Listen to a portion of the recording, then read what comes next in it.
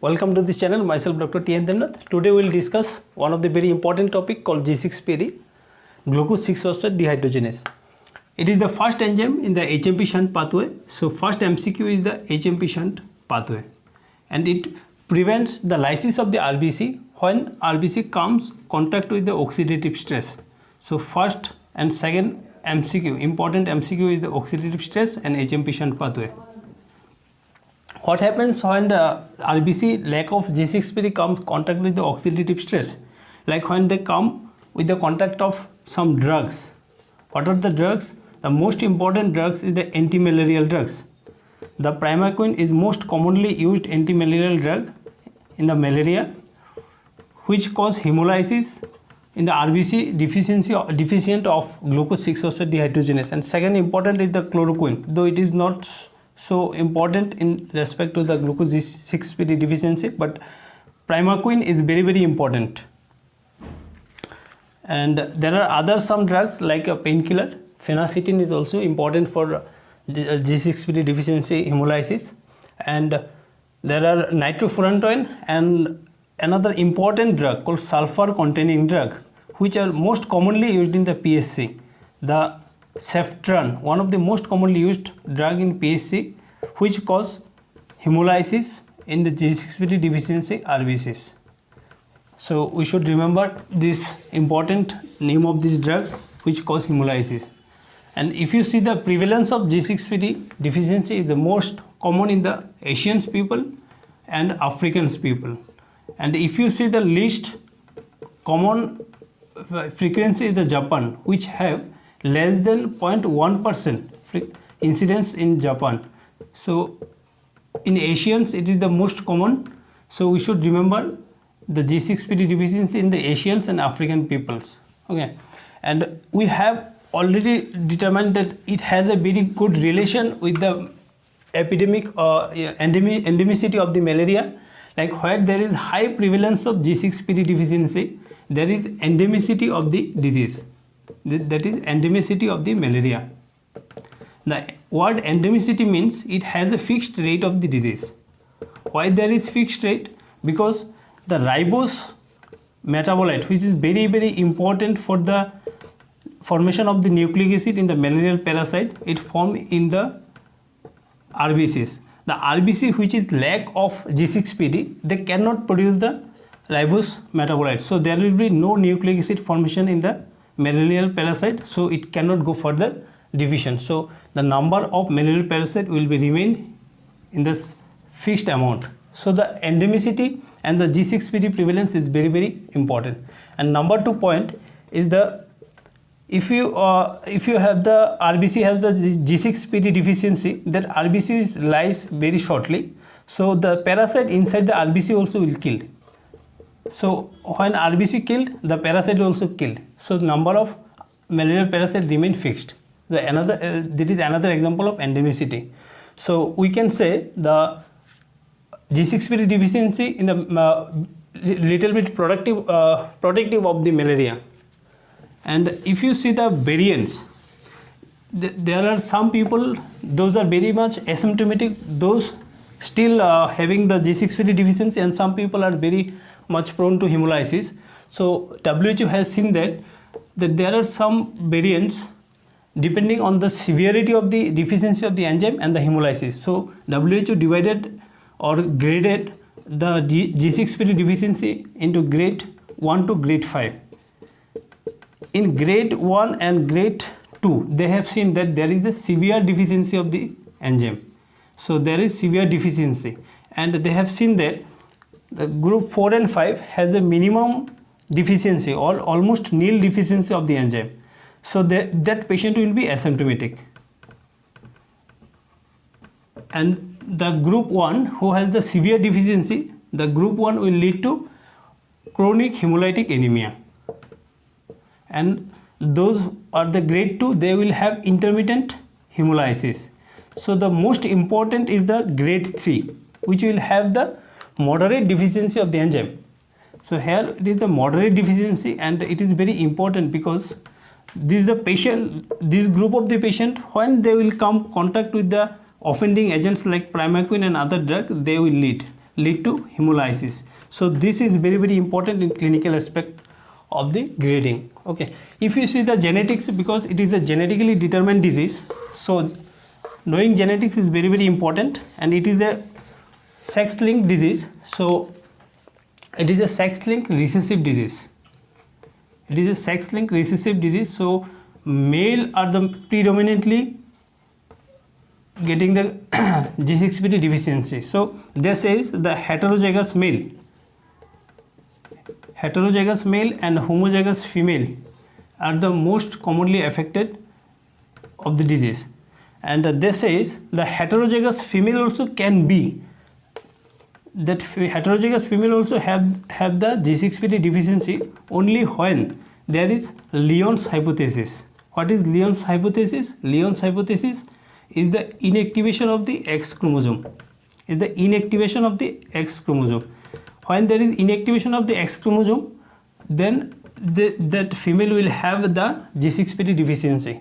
And they say that female will have normal RBC as well as the G6PD deficiency RBC. They will have both RBC and G6PD deficient RBC. And they say that patient will lead to bleeding when the G6PD deficiency RBC, number of RBC will increase, they will lead to bleeding. So it is very important to know. So here another important is the Lyon's hypothesis, which called inactivation of the X chromosome. We should remember this point. If you see, the very important part of this G6PD deficiency is the metabolism and the cell membrane. We know the glucose 6-phosphate converted into 6-phosphogluconate with the help of 6-phosphogluconate with the help of G6PD enzyme, the G6PD enzyme, and it also cause the reduction of the NADP into NADPH. They will convert NADPH, and with the help of glutathione reductase, which is very important, glutathione reductase GR, they will do NADPH to NADP, and also they will oxidative glutathione to the reduced glutathione. They will have reduced glutathione. With the help of reduced glutathione, which act as a cofactor for the glutathione peroxidase GP, which will convert reduced glutathione to the oxidative glutathione, as well as neutralization of the H2O2 to H2O. There will be neutralization of H2O2 to H2O. The H2O2 is very much dangerous for the cell. They will form the sulf-hemoglobin and they will lead to extravascular hemolysis. If you see the clinical feature, they will have the acute hemolysis, chronic hemolysis. So we will discuss the acute hemolysis first. In acute hemolysis, what happens when the RBC, G6PD deficient RBC come with the contact of oxidative injury or oxidative stress? They will bind to the sulfhydryl group of the globin chain. When they bind with the globin chain, automatically they will denature, and the denatured part will precipitate in the RBC membrane. They will precipitate in the RBC membrane, but the precipitation we cannot see without any stain. So we need to stain them with the crystal violet stain. When we stain with the crystal violet stain, we can see there is a dark inclusion body, and we call it hinge body, which is very important. It is the hinge body, which is only visible after the staining with crystal violet stain. So another MCQ. And that hinge body is very dangerous. What they will do, they will just lysis the cell membrane, and there will be sufficiently enough to lysis the RBC, all the membrane of the RBC, and lead to hemolysis. And that hemolysis will be intravascular hemolysis. And if they are not enough to damage the cell membrane sufficiently, what they will do, they will just decrease the deform ability of the RBC. What is the deform ability? Deformability is the ability of the RBC to change their form when they pass through the spleen. Once they become deformable, they become small in size. So we call it spherocyte. The spherocyte and the hinge body, RBC with the hinge body, they all pass through the spleen. Once they pass through the spleen, it is very, very important to notice the cell RBC having the inclusion body, we call it hinge body, and the spherocyte. Small RBC is the spherocyte. They both will pass through the spleen. Once they go to the spleen, they pass through the splenic cord, they will invite the macrophage. The macrophage, what will do? They will invite the macrophage, and macrophage will do, they will just remove the hinge body. What they will do? They will just give a bite and just take out the hinge body. When they take out the hinge body and it looks like a bite, so we call that RBC as a bite cell. So another important MCQ bite cell we see in the G6PD deficient RBC, when the macrophage just remove the inclusion body. Okay, so if you see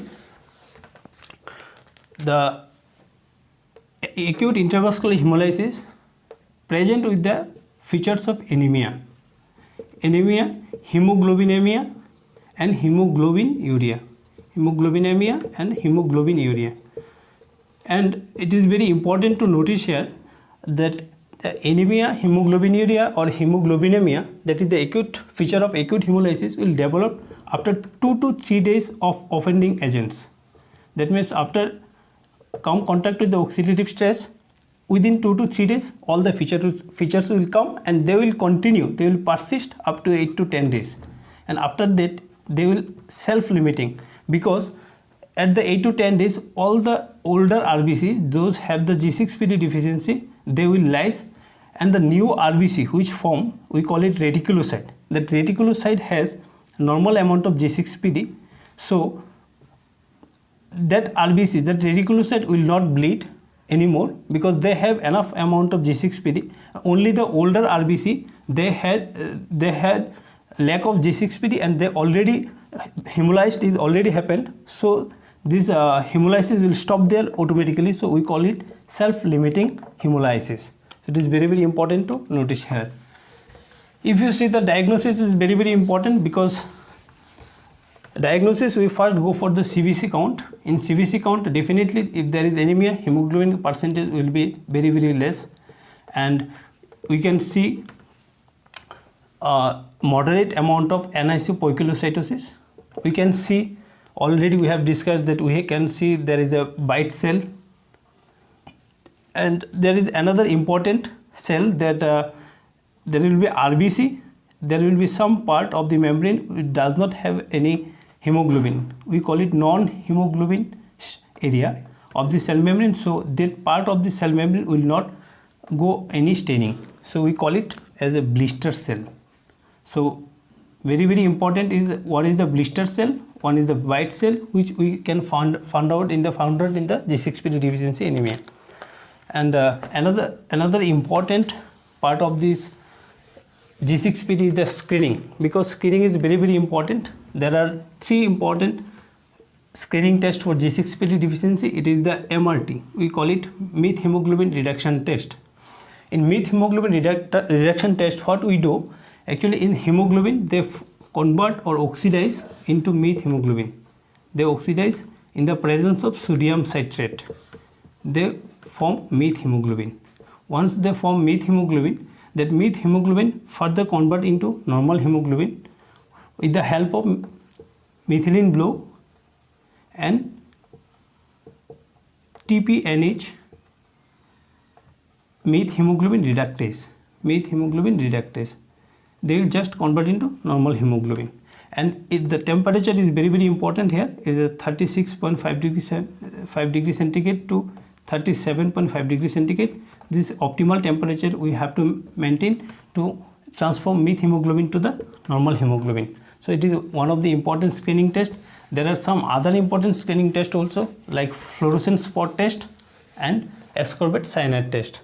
So if you know that much in the glucose 6-phosphate deficiency, so you can solve some of the MCQs which are most commonly involved. And another important MCQ we can say here, it is from the name of the G6PD. Number one, they will give the option as a glucose 6-phosphate deficiency, or they will cause glucose 6-phosphatase, which is the name of the actual name of the enzyme, phosphatase enzyme.